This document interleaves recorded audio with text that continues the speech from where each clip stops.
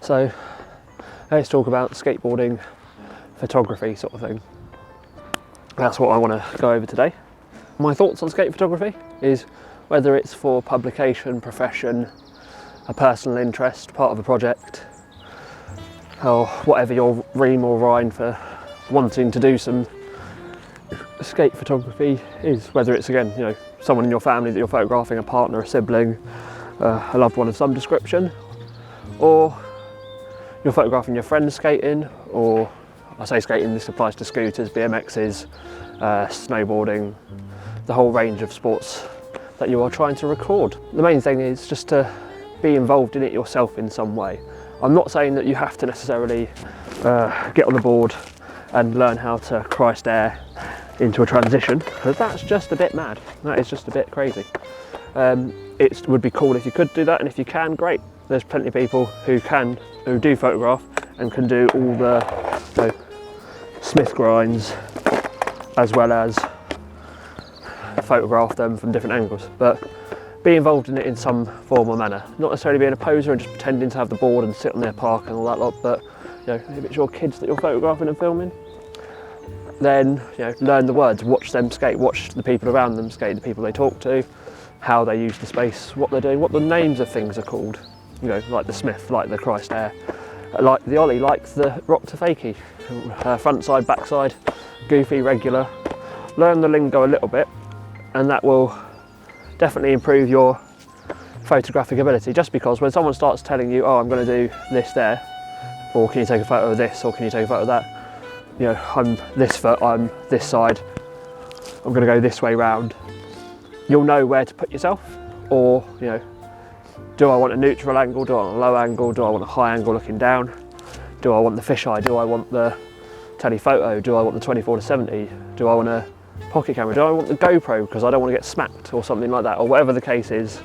You'll know what you're looking at. Disgusting. So you'll know what you're looking at. It's really not the best day for filming this or talking to you about it, because there's nobody here to photograph. But we'll go over the principles, and then I will add in some extra clips and some bits from other days skating so that you can see what I'm on about.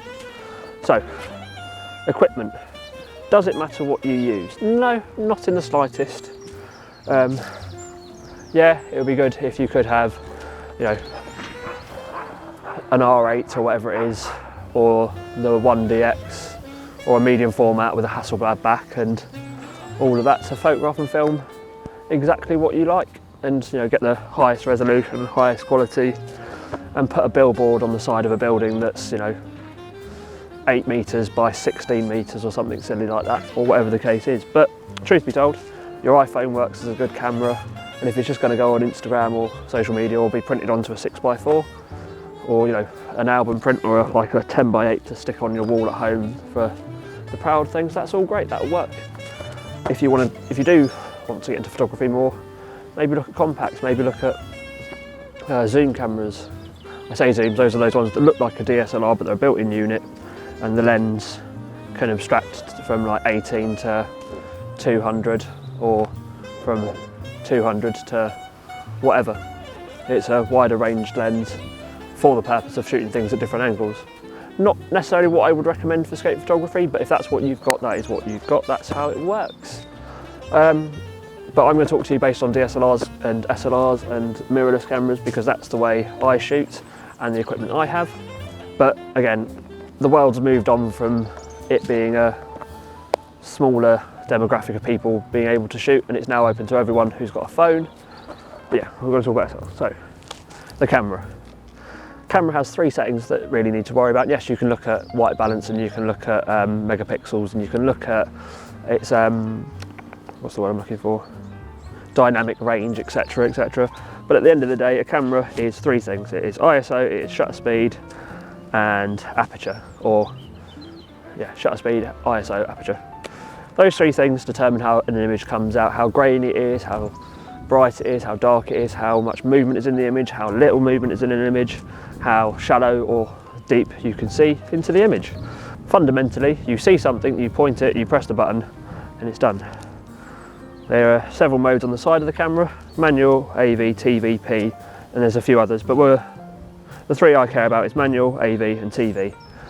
That's if you're using Canon. They've all got 3 different names, but it's manual, you control all the settings.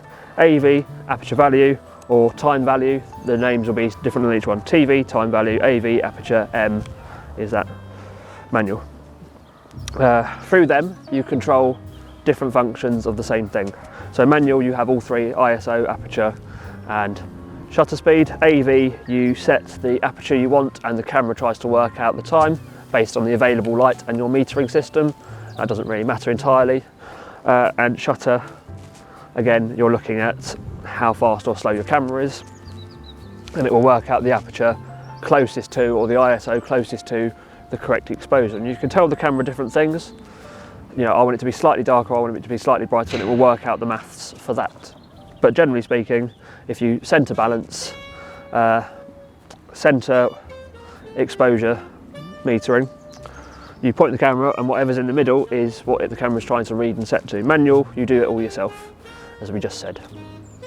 The camera is almost completely and utterly useless without the lens, and the lens is completely useless without the camera. Some people say, oh, it's all about the body you have and what it can do. Other people swear that it's all about the glass.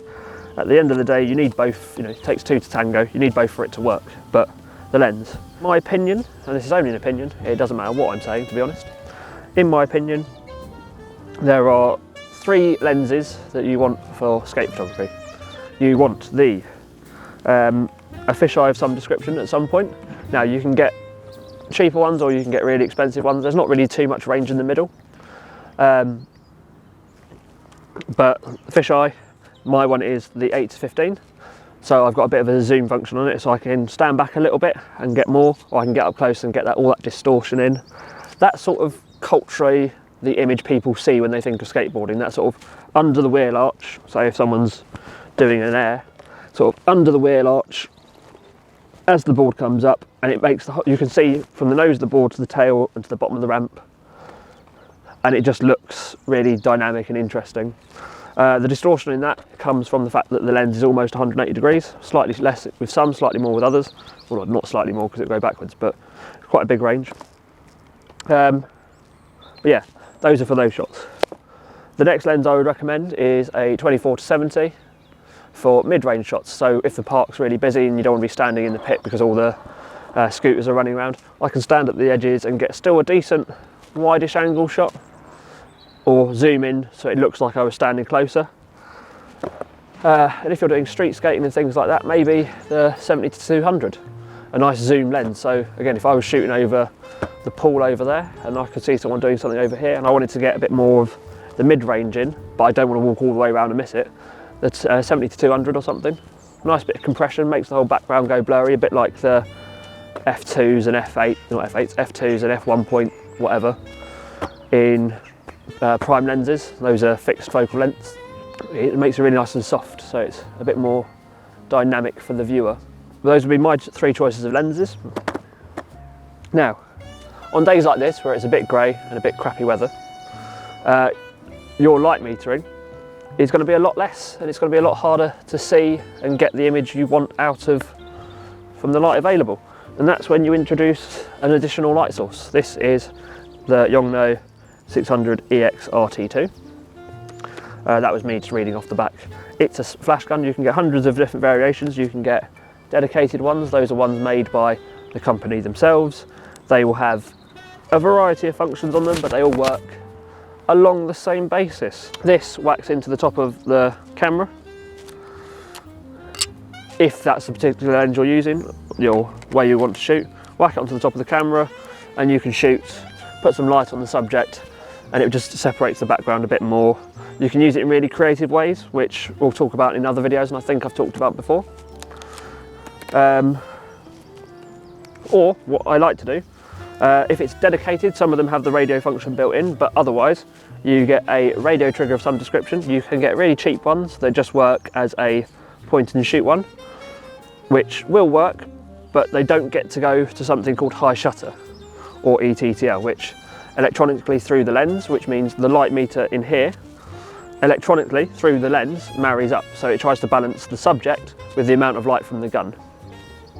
Or what we want is high sync shutter, And what that does is, usually cameras, because of the shutter that's through them or the electronic charge, it'll only work up to about 250 or below usually. Might be slightly more, slightly less, and if you've got a medium format camera, I think it works differently if you've got an inbuilt leaf shutter, but that's a different day, that's a different subject. The shutter on the inside goes at a certain speed.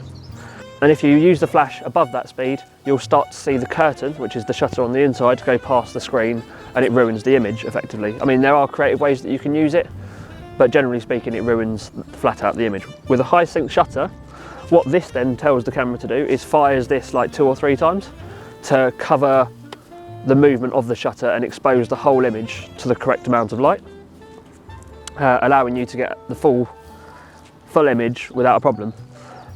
So you need the high sync for that, and that's usually when you would need, if you're doing it off-handed, which you may have seen in some skate parks, the photographer gets in and under and fires it around just to put the light in different positions, trying to illuminate the skater's face and body. Makes it a bit more dynamic. It's all about seeing the eyes and seeing the face and seeing what they're doing. So you want to illuminate the person. But you might need to be at a different angle because they're coming in a different shape. You might need to be lower because you're looking at something downwards. With the trigger and the receiver, you can then record from different places, or if you're shooting again with a telephoto, I could stick this on a tripod over on one of the banks, on one of the edges. The person does their shot, I'll be standing over here getting the whole bowl in or something, and it just illuminates them and the space a bit. It's quite a dynamic, interesting thing to shoot with. But yeah, I think this is quite an important thing when it comes to sports, in skateboarding particularly, is that sudden blast and single focusing the light, as it were. So out of all the equipment, the camera almost doesn't matter. The lens, you've got a wide variety, but some form of light source, whether it's a flash gun or a strobe unit, is probably more of what I'd recommend spending, not spending the money on exactly, but looking at and working out and developing your skills, because this is one of 3 things, and you can adapt those 3 things: ISO, shutter, blur. Your lens just decides where you're standing and how you're shooting, whether you're standing over there or right up next to it. But learning light is literally all photography is. Photography, photo, light, and graph, draw. Drawing with light, that's all it is. It's not a complex story. It's nice and simple.